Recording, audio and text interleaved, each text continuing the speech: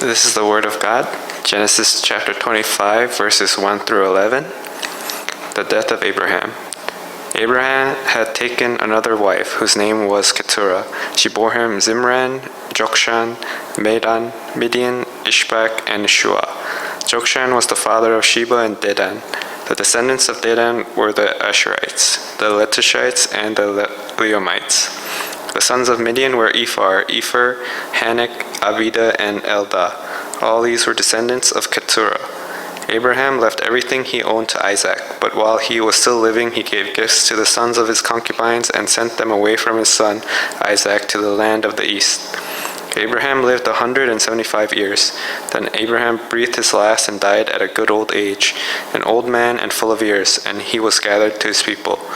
His sons Isaac and Ishmael buried him in the cave of Machpelah near Mamre in the field of Ephron, son of Zohar the Hittite, the field Abraham had bought from the Hittites. There Abraham was buried with his wife Sarah.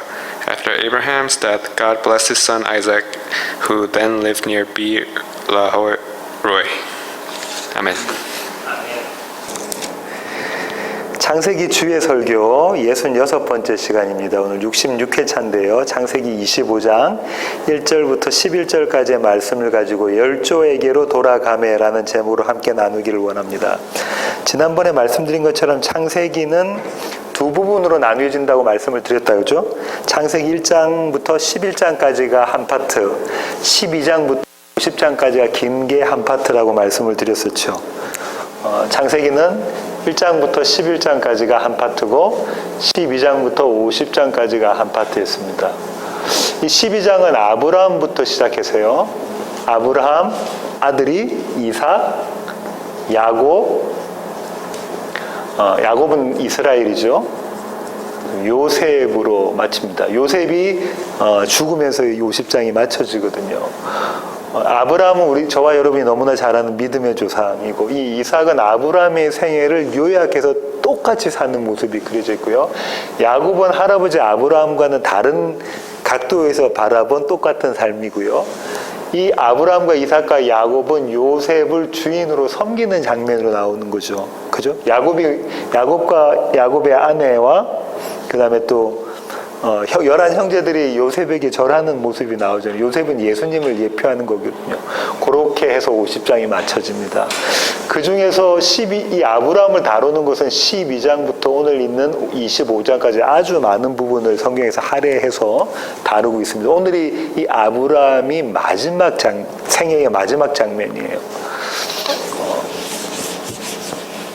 오늘까지만 하고 아브라함은 이제 창세기에서 떠나버리죠. 오늘 본문의 핵심 구절은 7절하고 8절인데요. 민호 형제가 아주 좋은 발음으로 읽었던 1절부터 11절 중에 저는 핵심을 7절과 8절이라고 봅니다. 제가 한번 읽어보겠습니다. 아브라함의 향년이 175세라 그의 나이가 높고 늙어서 기운이 다하여 죽어 자기 열조에게로 돌아가매. 이렇게 써볼 수가 있겠어요. 아브라함이 자기 열조에게 어떻게 했다고요? 돌아가매. 아브라함이 자기 열조에게 돌아가매. 근데 이 아브라함이 자기 열조에게 돌아가는 방법을 수식하는 세 가지가 있어요. 그것을 설명하는 걸로 오늘 이렇게 설교를 좀 해보려고 합니다. 첫 번째는 뭐라고 설명하고 있냐면요. 아브라함이 나이가 몇 세라고 그러죠? 175세 이렇게 이야기하고 있죠. 175세, 오래 살았습니다. 175세라고 이야기하고 있죠. 여기서 또 한 번 더 말씀드려야 될 것 같은데, 지난 시간에 설교할 때 제가 잘못 말씀드렸던 걸 설명을 해드려야 되는데요. 실수를 연거푸 2번이나 했는데요. 제가 아브라함의 아내인 사라를 제일 처음에 뭐라고 소개를 했냐면, 사라를 사촌동생이다 했거든요. 그래서 그걸 정정할 때 이제 이게 사촌동생이 아니고 이복동생입니다라고 정정했는데 그게 녹화가 안 돼버렸어요. 그 다음에 다시 이야기할 때는 사라를 조카라고 이야기를 해버린 거예요. 이복동생이 맞는데, 제가 그렇게 2번이나 실수를 했습니다. 그 다음에 또 이삭이 어머니를 추모한 시간을, 이삭이 어머니를 사라가 돌아가셨잖아요. 죽고 난 다음에 추모한 기간을 35년이라고 이야기를 해버렸어요. 3년이나 3년 반인데 3에서 3.5인데 35년이라고 이야기를 해버렸죠. 그 다음에 부엘라 헤로이에서 아브람과 하갈이 아들을 낳은 이스마엘을 임신했을 때 부엘라 헤로이로 그 하갈이 이렇게 쫓겨갔잖아요. 그거를 제가 사라라고 이야기를 했어요. 근데 그렇게 이야기할 때 아내가 저를 보고 자꾸 뭐라고 이야기를 하는 거예요, 앞에서. 그때 필름이 이제 그렇게 되면 헷갈리기 시작하는 거죠. 예, 그렇습니다. 몇 명 안 되는데 이러니까 많으면은 얼마나 그러겠어요. 그러니까 많이 안 보이는 것 같기도 하고 그렇습니다. 이 175세라는 건 아주 의미가 있습니다. 왜 의미가 있냐면 보세요. 이렇게 한번 볼까요? 아브라함이 메스테의 아들을 얻죠. 이삭을, 약속의 아들을 100세에 얻죠. 이게 아브라함입니다. 사라는 이때 몇 살이냐면 90살이에요. 그죠? 이때 이삭은 이제 태어났죠. 그런데 이제 사라가 몇 살에 죽냐면 127살에 사망하거든요. 그러면 이삭은 37되고 아브라함은 137세 이렇게 되는 거죠. 맞나요? 예, 그렇습니다. 그걸로부터 더 살아서 175세까지 살고요. 이삭이 40이 되던 해에 결혼을 합니다. 리브가랑 결혼을 하죠. 이삭은 20년 동안 아들을 못 놓고요. 60세에 야곱과 그의 형 에서를 놓게 되죠. 그런데 175세에 아브라함이 죽었으니까는 15년 동안 야곱과 에서를 하고 같이 손주들하고 같이 아브라함이 있었겠다. 같은 장막에서 거했으면 만약에 그렇게 했을 것이다라고 생각할 수 있죠. 이 사이 한 38년 동안을 아브라함은 사라 없이 지낸 거죠. 사라가 죽고 난 다음에 아브라함이 죽을 때까지 38년 정도 시간이 있잖아요. 이때 재혼을 한 거죠. 이때 재혼을 한 겁니다. 여기서 중요한 게 뭐냐면요. 아브라함이 100세 때에 이삭을 얻었습니다라는 것을 성경은 이야기하고 있고요. 아브라함이 몇 살 때 하나님으로부터 명령을 받아서 가나안으로 들어오냐면 75세 때 들어옵니다. 한번 볼까요? 이 아브라함이 시작하는 아브라함 12장으로 한번 가보겠습니다. 아브라함 12장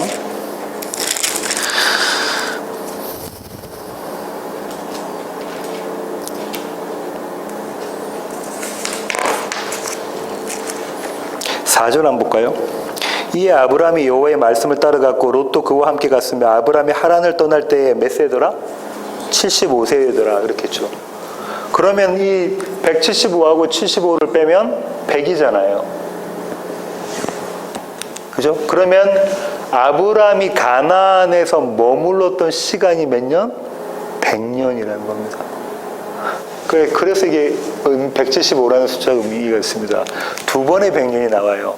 하나님의 약속의 아들 씨를 주실 때가 아브라함이 100세 때고 그 약속의 땅에 머물렀던 기간이 100년이란 말이에요.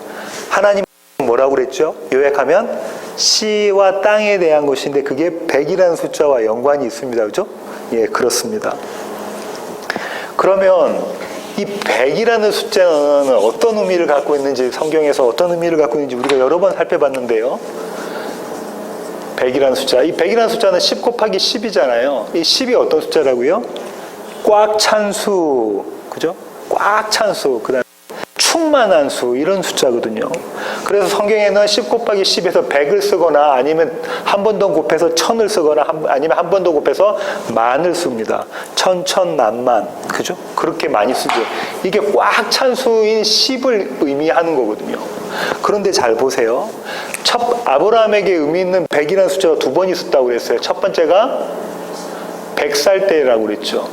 이때 이삭을 낳습니다. 약속의 아들, 약속의 씨 아들을 낳게 되죠. 이 100살가 되기 바로 전해의 99세 때에 하나님이 아브라함에게 나타나십니다. 하나님이 아브라함에게 꽉 찬 수 100살이 되기 전에 나타나세요. 한번 그 내용을 한번 보겠습니다. 창세기 17장 1절입니다. 아브라함이 99세 때에 여호와께서 아브라함에게 나타나서 그에게 이르시되 나는 전능한 하나님이라 너는 내 앞에서 행하여 완전하라. 그 다음에 하나님께서 아브라함하고 약속에 대한 이야기를 하시잖아요. 아담에게, 첫사람 아담에게 주셨던, 그리고 노아에게 주셨던 그 약속 그대로 하십니다. 생육번성 땅의 충만. 그죠? 땅을 정복하라. 그게 씨와 땅의 약속이라고 말씀을 드렸었죠. 근데 여호와 하나님이 아브라함 보고 뭐라고 이야기하시냐면, 내가 전능자인데 너는 내 앞에서 뭐하게 행하라? 완전하게 행하라. 그런데 퍼펙하게 행하라. 이 얘기하고 계시네요. 이 사건은 무슨 사건 다음에 있었던 사건입니까? 아브라함이 하나님의 약속을 믿지 못하고 아내 사라와 이야기를 나눠서 세상적인 결론, 지혜로 뭘 얻게 되죠? 하가를 통해서 이스마엘을 얻고 난 뒤에 그 다음에 이제 네가 하나님 약속 못 믿었잖아. 너는 믿음 없는 자잖아. 너는 능력 없는 자잖아를 설명해 주면서 하나님께서 뭐라냐면 너는 내 앞에서 완전해라. 왜? 네가 전능자가 아니라 내가 전능자이기 때문에 너를 그렇게 만들겠다라는 말씀을 해주시죠. 이게 100세의 의미입니다. 100세. 두 번째 100세는 언제라고요? 두 번째 100세는 100에 관련되는 죽기 전에잖아요. 이때가 두 번째가 이제 광야에서 100년 동안 거주한 기간이 되잖아요. 이때도 이 첫 번째 100세가 어떠냐면 그 앞에 99세에 자기의 불가능함, 자기의 할 수 없음, 자기의 먼지됨을 발견되고 난 다음에 하나님께서 생명을 주시는 그림이었잖아요. 이때도 마찬가지입니다. 오늘 본문의 1절부터 시작해서 창세기 25장 1절부터 시작해가지고 그 얘기가 나오는데요. 제가 한번 읽어볼게요. 25장 1절입니다. 아브라함이 후처를 맞이하였으니 그의 이름은 그두라라. 아브라함이 후처를 맞이했대요. 후처를 맞이했는데 이 후처를 다른 데서는 뭐라고 이야기하고 있냐면 역대상 1장 32절에서는 소실이라고 해요. 그러니까 이거 어디서 쓰였냐면 하갈 같을 때 종에 의해서 난 여자, 약속이 아니라 육으로 낳은 여자에 대한 아내에 대한 이야기인 거죠. 그 정실 부인이 아니라는 거예요. 그런 후처, 첩, 소실 이런 여인을 얻는데 이 여인의 이름을 뭐라고 합니까? 성경이 그두라라고 해요. 이 그두라는 어떤 뜻을 가지고 있냐면 향료라는 뜻을 가지고 있어요. 향료. 향료는 어디서 생산돼서 어디서 가지고 왔냐면 가나안으로 가지고 왔냐면 아라비아에서 생산돼서 아라비아 상인들이 가지고 왔습니다. 우리 그런 그림 많이 보잖아요. 낙타에다 물건 싣고. 아라비아 상인들이 가지고 왔던 게 향료거든요. 그래서 신학자들은 이 아브라함의 후처인 그두라는 아라비아 사람이었을 것이다 라고 추정을 합니다. 아라비아 사람. 아라비아 사람이면 이방인이다. 그죠? 예. 아브라함의 원래 아내는 본처는 아브라함과 같은 가족이었어요. 여기는 같은 가족이 아니다. 그죠? 아라비아 사람입니다. 이 그두라의 자녀들은 다시 다 아라비아에 가서 아라비아의 민족들의 조상이 됩니다. 가나안에 살지 않고 이스라엘과는 구별된 민족들이 돼요. 똑같지 않습니까? 100세가 되기 전에서 하나님께서 약속의 아들을 주시기 전에 아브라함이 어떤 행동을 했냐면 종, 후처, 첩, 소실의 아들을 얻는 그림이 그려졌었잖아요. 그 다음에 하나님의 약속의 아들을 얻었잖아요. 똑같이 이제 100세가 되는 완성이 되기 전에 뭘 하냐면 이방인과 결혼을 해서 또 자녀를 낳습니다. 이게 저와 여러분의 인생이라는 거예요. 계속해서 이렇게 가고 있죠. 그런데 완성이 언제 이루어지냐면요. 이 아브라함이 죽을 때 완성이 이루어지는 그림이잖아요. 꽉 찬 수가 이루어지는 그림이잖아요. 또 성경은 이 아브라함이 그러니까 사라가 죽고 난 다음에 38년 동안 언제 결혼했는지 모르겠지만 38년 동안 시간이 있습니다. 아브라함이 죽기까지. 그렇게 해서 그 중에 언제 결혼한지 모르겠지만 하여튼 후처 자기 아내와 두 번째 아내랑 결혼을 해서 아들만 6명을 낳아요. 딸은 언급 안 됐으니까 딸까지 하면 아주 많았겠죠. 아주 다산을 합니다. 자식들을 많이 낳습니다. 성경은 이걸 이제 축복이라고 이야기를 한다고 해요. 그래서 많은 신학자들이 이 세상을 살면서도 하늘의 축복을 받은 사람은 이 세상을 살면서도 축복을 받는다라고 이야기하는 게 이제 번영 신학 같은 경우에 그렇습니다. 또 대부분의 신학자들은 이 자녀를 많이 낳은 다산은 하늘의 영적인 복을 모형하는 것이다라고 이야기하기도 하죠. 예, 그렇기도 합니다. 하지만 저는 이 세상에서 보이는 이게 아니다라는 걸 설명하기 위해서 하나님께서 이 그림을 넣었다고 생각을 하는 거예요. 여기와 마찬가지인 거죠. 100세 때 아들 낳기 전에 육적으로 낳은 아들, 사람의 지혜로 낳은 아들이 이스마엘이었잖아요.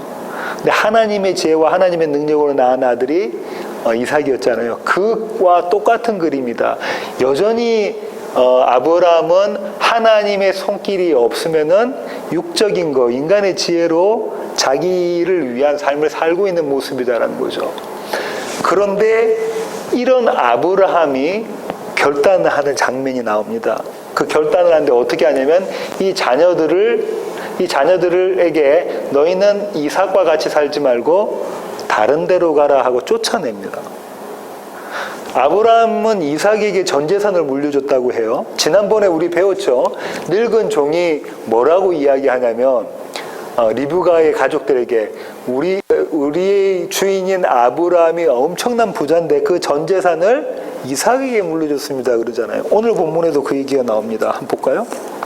5절 아브라함이 이삭에게 자기의 모든 소유를 주었고 이미 모든 소유를 주었다 그죠? 네. 언제 줬냐면 아브라함이 140세 될 때 그때 이미 준 거예요. 그죠? 왜냐면 40세 때 결혼했으니까 이삭이 이미 줬잖아요. 그러면 나머지를 가지고 어떻게 했냐면 그 작은 재산이 조금 남았으면 그걸 가지고 6명의 아들들에게 나눠주고 딸도 있었으면 더 나눠줘서 너희는 이삭을 떠나라 했단 말이죠. 근데 떠나라 한 그 표현이 어떻게 표현하고 있냐면 한번 볼까요? 6절 자기 서자들에게도 재산을 주어 자기 생전에 그들로 하여금 자기 아들 이삭을 떠나 동방 곧 동쪽 땅으로 가게 하였더라. 지금 어떻게 그림을 그리고 있냐면 이렇죠.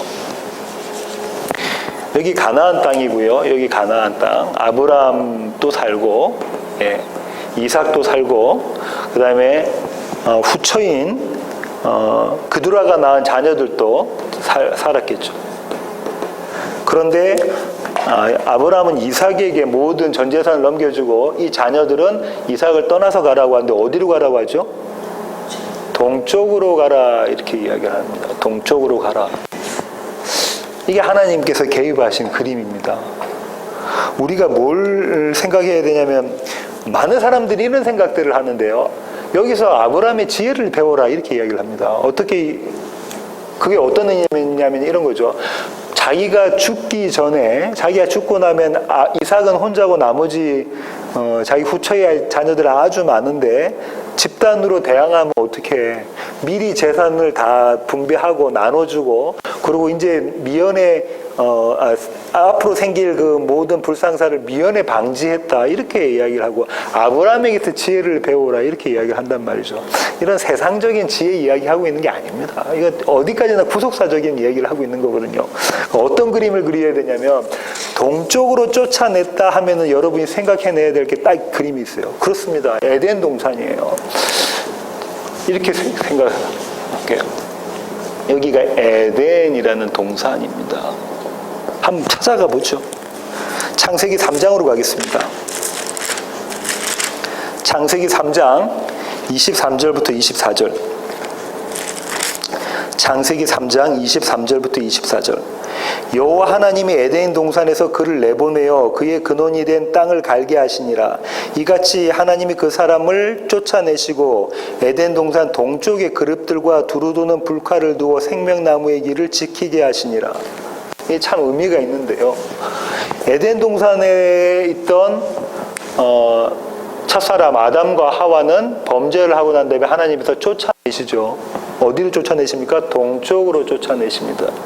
동쪽의 천사들이 지키게 합니다. 그죠? 동쪽의 천사 지키고 동쪽으로 쫓아냅니다. 똑같은 그림이 그의 아들 때에도 또 나오는데요. 16절 한번 가볼까요? 가인이 여호와 앞을 떠나서 에덴 동쪽 놋 땅에 거주하더니 어디로 에덴을 떠나서 어디로요? 동쪽. 그러면 하나님이 하나님의 동산을 떠나 보내는 것은 동쪽이고요. 이 자들이 하나님의 택하신 백성들이 광야 생활을 끝내고 에덴 동산으로 돌아올 때는 동에서 서쪽으로 들어오는 그림입니다. 네. 애굽에서 출애굽한 이스라엘 백성들이 가나안으로 바로 올라가면 될 걸 쭉 돌아서 요단강 건너서 동에서 서쪽으로 들어가는 그림이죠. 바벨론에서 동에서 서로 들어가는 그림입니다. 예루살렘을 들어오는 거. 일부러 이 그림을 그리고 있다는 거죠. 말하고 싶은 게 있어요. 근데 이 동산은 어떤 동산? 무슨 에덴 동산 뭐 말한다고 그랬죠? 골고다 동산, 골고다 언덕 그 얘기 그림 그려져 있는 거다 말씀드렸죠. 이 작업을 합니다. 아브라함이. 이 작업은 무슨 작업이냐면 거룩하게 만드는 구별의 작업을 하는 거죠. 구별의 작업. 이 구별의 작업을 합니다. 정리해보면요.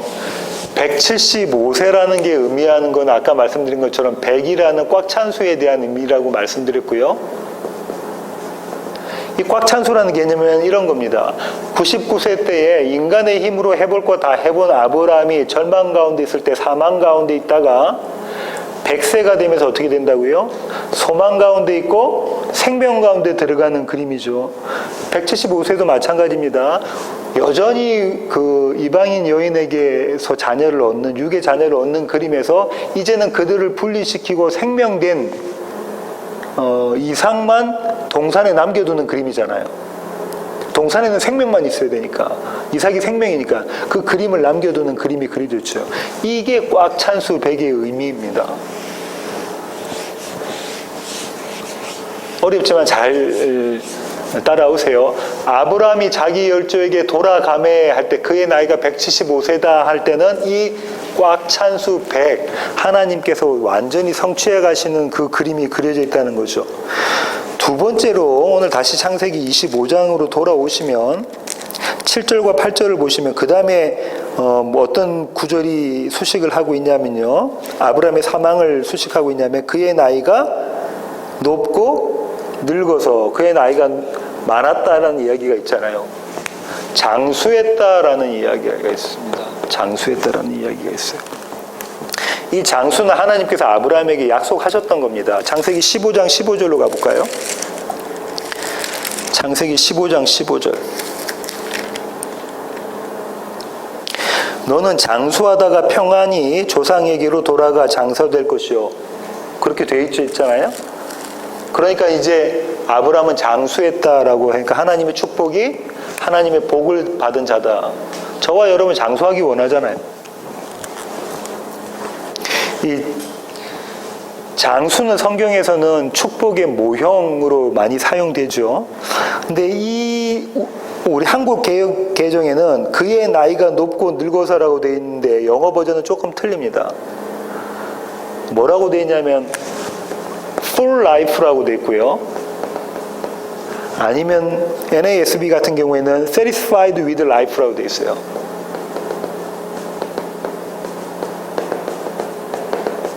우리 번역하고 좀 틀립니다.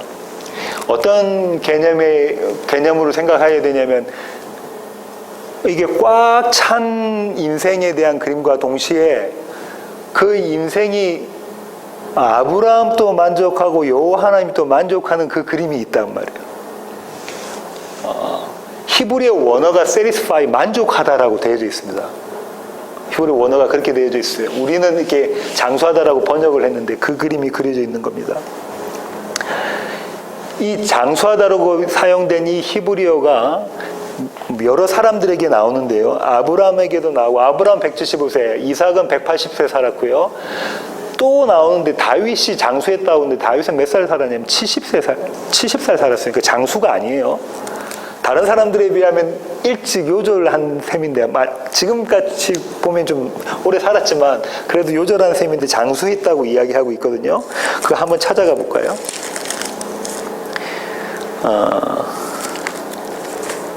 역대상 29장 28절 한번 보겠습니다. 그가 나이 많아 늙도록 부하고 종기를 누리다가 죽음에, 이때 70세거든요 다윗이. 근데 지금 뭐라고 했냐면 나이 많아 늙도록 해서 장수했다라고 표현하고 있단 말이죠. 근데 다른 이 아브라함이나 이삭과 비교해 보면 다윗은 장수한 게 아니잖아요. 그럼 이 장수는 이 땅에서 오래 산 것에 대한 개념이 아닐 것이다라는 거죠. 이 장수는 어떤 거냐면, 아까 제가 그 영어 성경에서 이야기해서 말씀드린 것처럼 어떤 거냐면, 하나님의 약속이 그 삶 가운데 꽉 차 있는 모습인 거예요. 그 그림을 그리셔야 돼요. 꽉 찬 모습인데 뭐가 꽉 찼냐면 하나님의 약속, 하나님의 계획, 하나님의 작정이 성취된 것이 꽉 찬 모습이라고요. 그런 모습입니다. 하나님의 뜻이 꽉 찬 모습이죠. 그리고 하나님은 그의 인생을 보고 만족하시는 그 그림이다, 그죠? 자기도 그 삶을 보고 마지막 때는 만족하는 그 그림인 거예요. 이게 장수라고 표현되어 있습니다. 아브라함은 자기 열정에 돌아갈 때 어떻게 했다? 이복을 받았다는 거예요. 꽉 찬, 이것도 꽉 찬이었죠. 꽉 찬 복을 받았어요. 세 번째로는 오늘 본문에 아브라함이 자기 열조에 돌아가매를 뭘로 수식하고 있냐면 이걸로 수식하고 있는데요. 기운이 다하여 죽었다라고 돼 있잖아요. 늙어 기운이 다하여 이렇게 됐잖아요. 우리 번역에는 이렇게 되어져 있는데 기운이 다하여 원래 그 히브리어에서는 마지막 숨을 쉰 거예요. 마지막 숨을 내쉬는 그림이 그려져 있죠. 여기서 우리는 이 숨 하면 생각할 게 또 있다, 그죠? 숨 하면 생각할 건 뭐죠? 이 세상의 첫사람 아담과 하와가 만들어질 때 이 숨으로 만들어지는 그림이 그려져 있잖아요. 창세기 2장 7절로 가겠습니다. 창세기 2장 7절입니다. 여호와 하나님이 땅의 흙으로 사람을 지으시고 생기를 그 코에 불어넣으시니 사람이 생명이 되니라. 사람이 생명이 되니라. 이 마지막 숨을 내쉬며라는 표현은 여러 군데에 계속 나옵니다.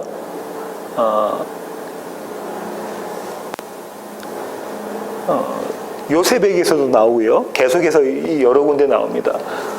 지금 다 찾아보지는 않겠습니다.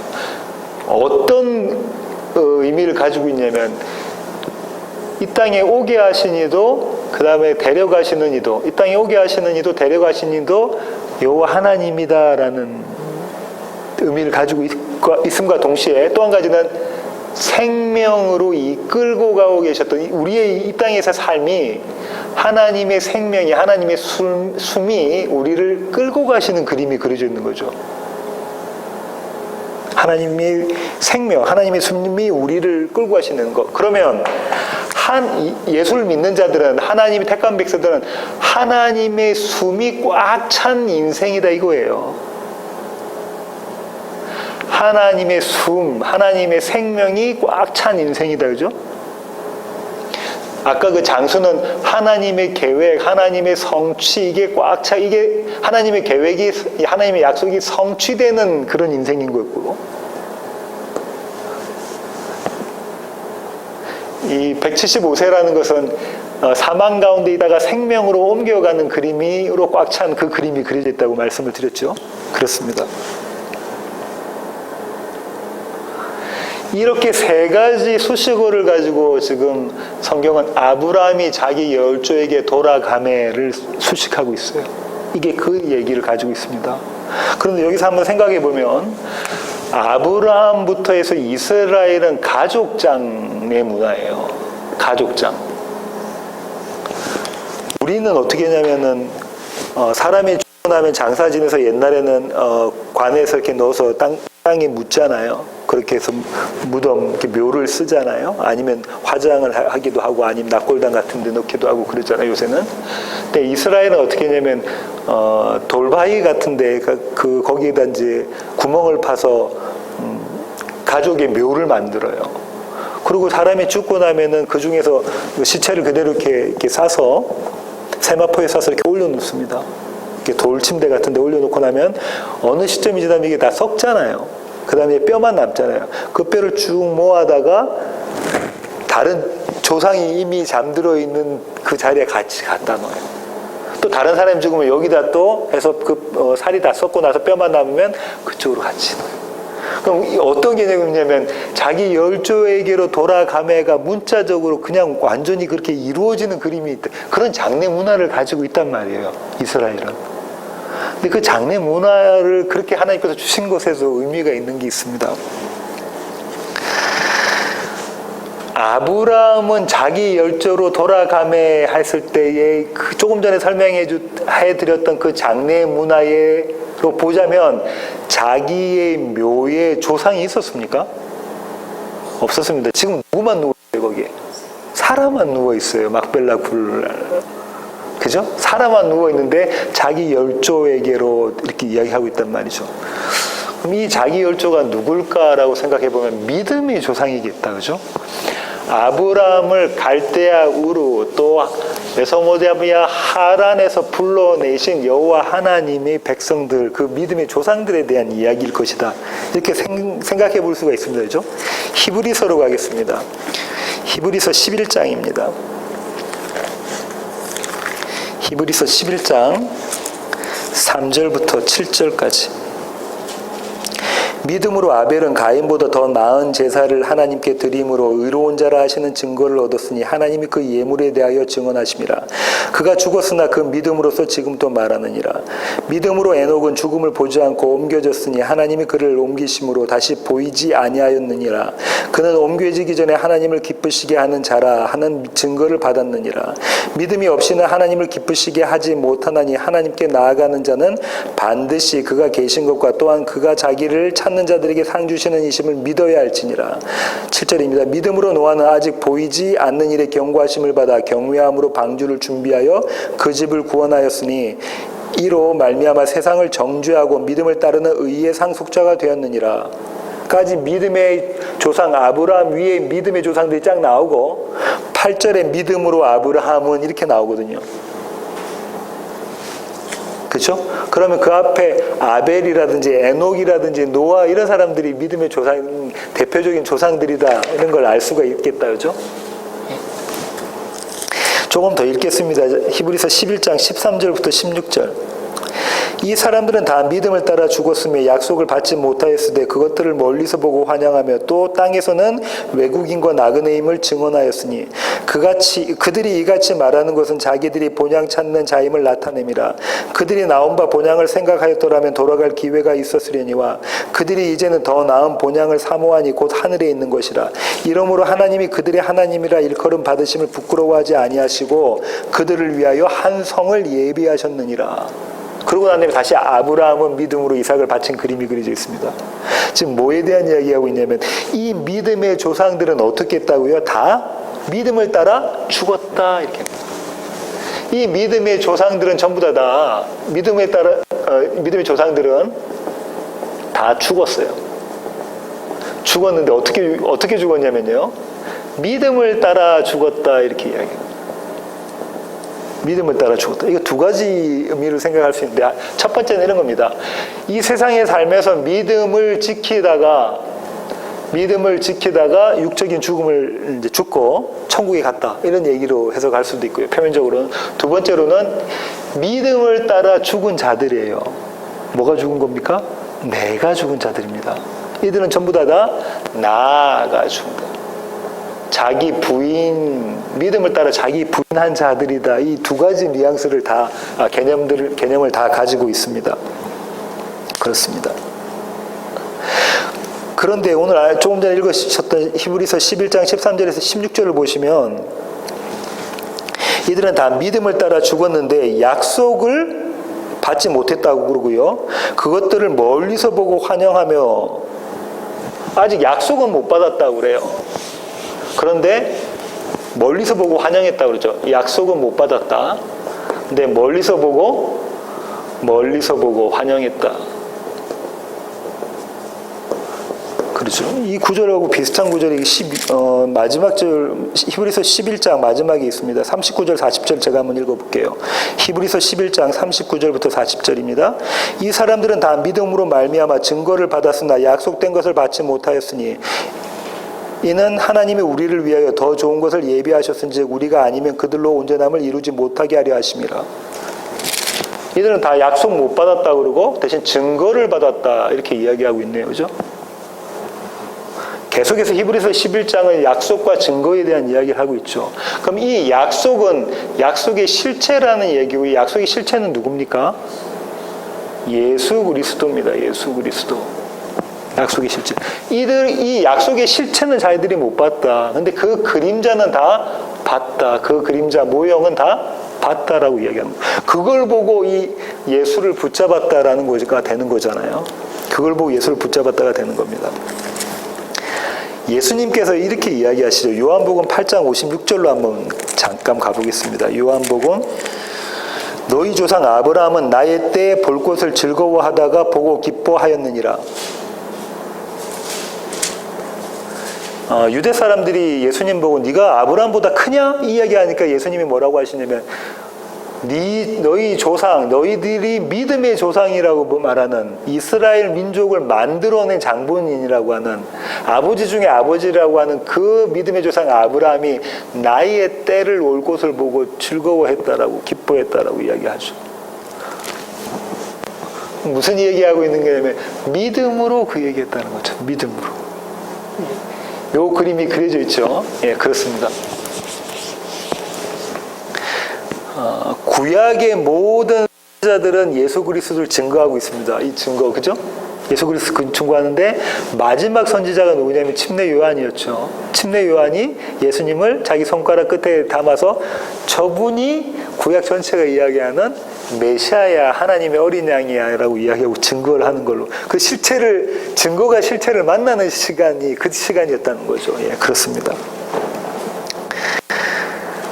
그런데 이 믿음의 선진들은 약속을 받지 못했지만 증거를 보고 기뻐하고 즐거워했는데 그들이 이제 더 나은 본향을 사모한다고 그래요. 더 나은 본향.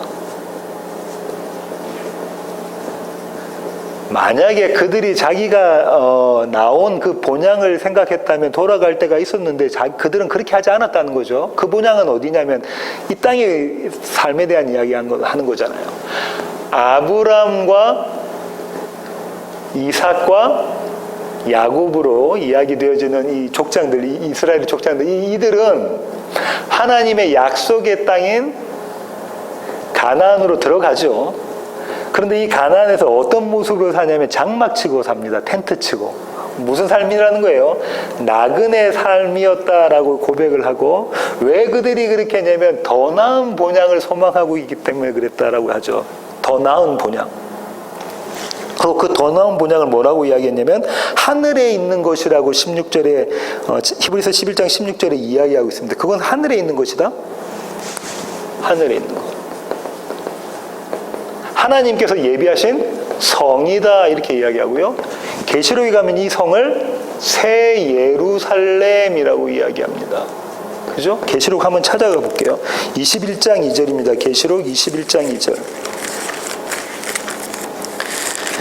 새하늘과 새 땅이 나와 있는 계시록의 장면인데요.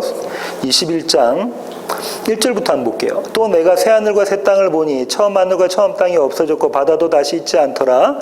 또 내가 보매 거룩한 성 새 예루살렘이 하나님께로부터 하늘에서 내려오니 그 준비한 것이 신부가 남편을 위하여 단장한 것 같더라. 맞는 얘기인가요? 더 나은 본향, 하늘에 있는 것이 땅으로 내려오는 그림, 그죠? 그 새 예루살렘이 마치 신부가 신랑을 위해서 단장한 것 같더라. 이게 그러니까 새 예루살렘이 뭡니까? 교회 이야기하고 더 나은 모양 또 교회 이야기죠. 맨 마지막 때는 이것이 완성될 것에 대한 그림이 그려져 있는 거죠. 꽉 찬 수가 되면 완전히 완성될 것에 대한 그림이 그려져 있는 겁니다. 그러면서 11장 히브리서 11장 39절 40절을 보시면 40절에 이렇게 이야기하고 있네요. 이는 하나님이 우리를 위하여 더 좋은 것을 예비하셨은즉, 조금 전에 말씀드렸던 겁니다. 우리가 아니면 그들로 온전함을 이루지 못하게 하려 하심이라. 여기서 온전함이라는 얘기가 나요. 지금 우리 교회가 아니면 그들 구약에 있는 지금 믿음의 선진들이라고 이야기했던 이 사람들이 온전해지지 못한다라고 했어요. 온전해지지 못한다. 이 온전이라는 그 헬라어 단어는 텔레이오라는 건데 이런 겁니다.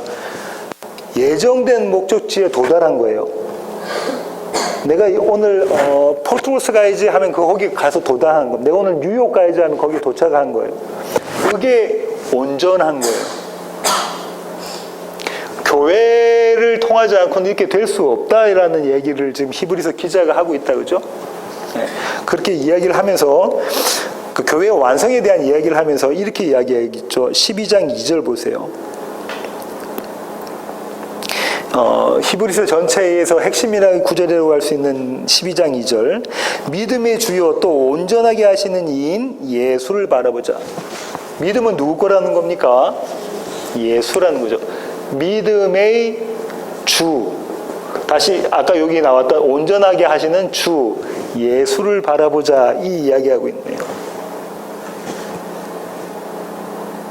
그러면 아브라함이 자기 열조에게 돌아가매라는 것에 대한 이 구절은 이런 내용을 담고 있다는 거죠. 이해가 되십니까? 이런 그냥 죽었습니다 이 얘기하고 있는 게 아니라 믿음의 조상들이 아브라함과 같은 동시대의 그 구약의 믿음의 조상들이 어떻게 했다는 거예요. 믿음의 조상들이 약속의 실체는 보지 못했지만 그 그림자를 보고 굳건히 믿음을 지켜온 그림이 그려져 있는 그 그림이 여기 있다. 근데 그것이 온전해지는 것이 교회예요. 저와 여러분, 우리를 통해서 온전하게 하시는데 그렇게 하시는 그분이 믿음해 주고 온전하게 하시는 분이 예수 그리스도다, 이 얘기 지금 하고 있는 거네요. 그러면 아브라함이 자기 열조에게 돌아가매라는 것의 결론은 뭐 어떤 의미겠어요? 아브라함은 예수 그리스도로 연합화해져 있는, 온전 완성되어져 있는 그림이 여기에 그려져 있는 거다, 그죠? 그렇습니다. 이럴 때에 하나님께서는 이들을 뭐라고 이야기하냐면요. 히브리서 11장 16절 한번 보세요. 마지막 부분을 읽어볼게요. 이러므로 하나님이 그들의 하나님이라 일컬음 받으심을 부끄러워하지 아니하시고, 하나님이 이스라엘을, 다시 말하면 교회죠. 교회. 하나님이 이스라엘을 부끄러워하지 않는다는 거예요. 그들의 하나님이라는 걸 내가 부끄러워하지 않겠다 그러잖아요. 그들의 하나님이라는 거. 구약에서 하나의 메시지만 고르라면 하나님께서 이스라엘 백성들에게 선포했던 메시지가 뭐냐면, 내가 너희의 하나님이 되고 너희는 나의 백성이 될 거다, 이거거든요.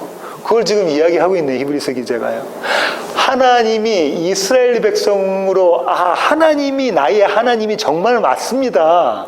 세상이 아니라 하나님이 정말 나의 하나님이 맞습니다로 외치고 찬양하고 그렇게 노래하는 것을 부끄러워하지 않겠다, 자랑스럽게 생각하겠다라는 말씀을 하고 계시는 거네요. 그런 자들이 어디 있다는 거예요? 자기 열조에게로 돌아간 자들이다, 이 얘기 하고 있는 겁니다. 이거 여기서 좀 더 히브리서 이 해당 부분을 좀 더 자세히 좀 보시고 싶으면 김재영 목사님의 히브리서 강의를 들으십시오. 33번, 38번, 9번, 40번 이렇게 가면 33, 38, 39, 40번 이렇게 가면 이 부분에 대해서 잘 설명이 있거든요. 우리 교회 홈페이지에 있습니다. 예, 잘 들어보시면 됩니다. 설교의 결론을 맺겠습니다. 아브라함이 자기 열조에게로 돌아가매라는 얘기는 마지막 숨을 내쉴 때까지, 그죠? 마지막 숨을 내쉴 때까지 하나님께서 아브라함을 붙잡고 계시는 그림이다, 그죠? 하나님께서 아브라함을 붙잡고 계시는. 그리고 이 하나님은 빈틈없이 꽉 찬 하나님의 계획을 꽉 차게 성취하시는 그림이 아브라함의 삶 가운데 있었다, 그죠? 하나님의 계획과 하나님의 작전과 하나님의 약속을 그 아들인 아브라함에게 꽉 차게 성취하시는 그림이 그려져 있었습니까? 예, 그려져 있었습니다. 그렇게 완성을 이루시는 하나님인데 성경은 그를 복받은 자라고 이야기한다고 그랬죠. 복받은 자. 아브라함의 인생을 한 가지로, 하나로만 얘기하라면 거죠. 나는 죽고 예수가 사는 삶이라는 거예요. 왜냐하면 나는 죽고 예수가 사는 삶이 하나님의 계획이거든요.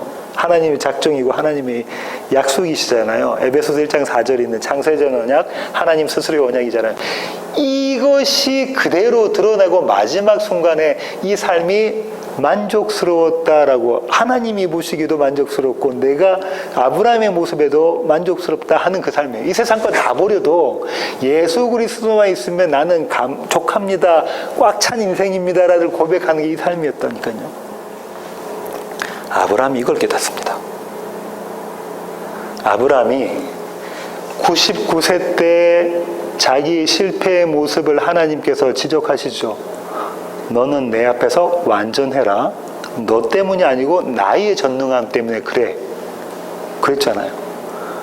그러고 난 다음에 사라가 죽고 나서 137세 사라가 죽고 난 다음에 몇 년 돈인지 모르지만 재혼을 합니다. 이방 여인과 아라비아 여인과 재혼을 하잖아요. 그리고 또 6개의 자녀들을 낳는 그림이 그려져 있잖아요. 그리고 주님께서는 나중에 이제 구별, 거룩하게 하시는 작업을 하잖아요. 생명된 자만 동산에 남기시는 그 작업을 하는 것을 아브라함이 자기 삶 가운데 이루어지잖아요. 그걸 보고 뭘 봤을까요? 99세 때부터 좀 더 거슬러 올라가면 75세 때 하란을 떠나서 와서 자기 아내를 누이 동생이라고 속이는 것부터 시작해가지고 그 삶 가운데 자기의 모습들이 쭉 파노라마처럼 지나가지 않았습니까? 마치 저처럼.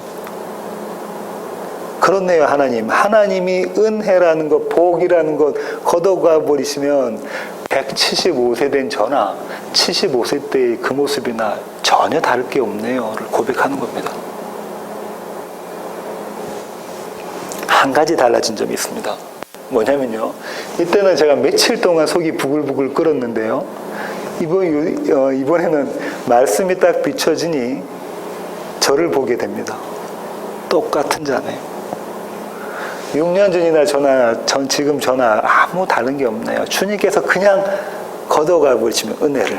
그 은혜가 누구냐면 예수 그리스도죠. 예수 그리스도로 네가 옷 입고 있으니까, 그렇지, 그 예수 그리스도라는 거룩한 옷, 세마포, 흰 옷, 그거 싹 벗어버리면, 내가 벗어버리면 너는 흙이고 먼지고 나띵이고. 우리 강미 집사님 자주 쓰신, 넌 똥덩어리야. 너 그거 모르니? 오늘 가르쳐 주시는. 그거를 더 자주, 더 짧은 시간 내에 알게 됩니다. 저와 여러분의 삶은 아브라함의 삶처럼 하나님 앞에 가서 온전하게 되는 그날, 완성이 되는 그날까지 똑같습니다. 달라지지 않아요. 뭘 의지해야 되냐면, 아브라함의 열조들이 그토록 소망했던 예수 그리스도를 붙잡는 것, 그거죠. 믿음의 주요 온전케 하시는 그분을 붙잡고 있는 것, 그겁니다. 예수를 꼭 붙잡고 있는 그거죠. 나의 열심으로 되는 거 아니고요, 나의 지혜로 되는 거 아니니까 주님, 제가 주님이 필요합니다라는 고백을 하는 그 자리에 주님께서 서게 만드시는 거죠. 이것이 아브라함이 자기 열조에게 돌아감의 의미입니다. 아브라함처럼 이런 은혜 가운데 거하는 저와 여러분 되기를 원합니다. 기도하시겠습니다. 하나님, 그렇습니다. 아브라함의 삶을 저희가 쭉 지켜보았을 때 하나님께서 함께하지 않으시면 불가능했던 그 아들의 모습이었습니다. 하나님께서 예수 그리스도라는 은혜 걷어가시면 아무것도 아닌 자, 아내를 다른 사람에게 팔아먹는 자로 고발되는 자였습니다. 하나님, 그 아브라함의 모습이 우리의 모습임을 깨닫게 하여 주시고 오직 은혜 대신 예수 그리스도로 옷 입는 자들 될 수 있도록 주님 저희들을 붙잡아 주시옵소서. 그 주님을 간절히 소망하며 원하며 그 주님과 연합함을 기뻐하며 즐거워하는 귀한 세워지는 교회 모든 지체들 되게 하여 주시옵소서. 이제는 우리 주 예수 그리스도의 놀라우신 구원의 은혜와 하늘 아버지의 크고 극진하신 사랑과 우리 안에 내주하셔서 우리로 하여금 아브라함의 그 믿음을 따라가게 하시는 성령님의 충만하심이 이제 주님 앞에 머리 숙인 세워지는 교회 모든 지체들 머리 위에 이제로부터 영원토록 함께 하시기를 예수 그리스도의 그 귀하신 이름으로 간절히 축원하옵나이다. 아멘.